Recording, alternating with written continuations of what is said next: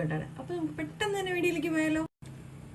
അപ്പോൾ അതിനായിട്ട് ഞാനിവിടെ നമ്മുടെ മിൻറ്റൊക്കെ ഒന്ന് വെള്ളത്തിൽ കഴുകി എടുക്കുന്നുണ്ട്. ഇനി അത് ഒരു മിക്സിയുടെ ജാറിലേക്ക് ഒന്ന് ഇട്ട് കൊടുക്കാം.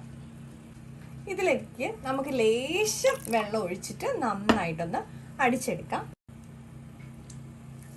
ഇതിപ്പോൾ ഞാൻ നന്നായിട്ടൊന്ന് അടിച്ചെടുത്തിട്ടുണ്ട്. നമ്മൾ അടിച്ചതിന് ശേഷം ലേശം കൂടെ വെള്ളം കട്ടിയുണ്ടെന്നുണ്ടെങ്കിൽ ഒരു നുള്ളും കൂടെ വെള്ളം ചേർക്കണമെന്നുണ്ടെങ്കിൽ ചേർക്കാം കേട്ടോ.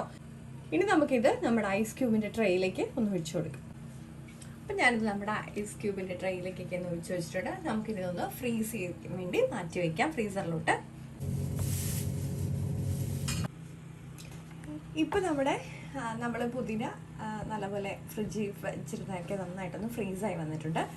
നമുക്ക് ഇങ്ങനെ വേണമെന്നുണ്ടെങ്കിൽ ഇങ്ങനെ തന്നെ സൂക്ഷിക്കാം, അല്ലെന്നുണ്ടെങ്കിൽ നമുക്കൊരു ബോട്ടിലേക്ക് മാറ്റിയിട്ട് സൂക്ഷിച്ചു വെക്കാം.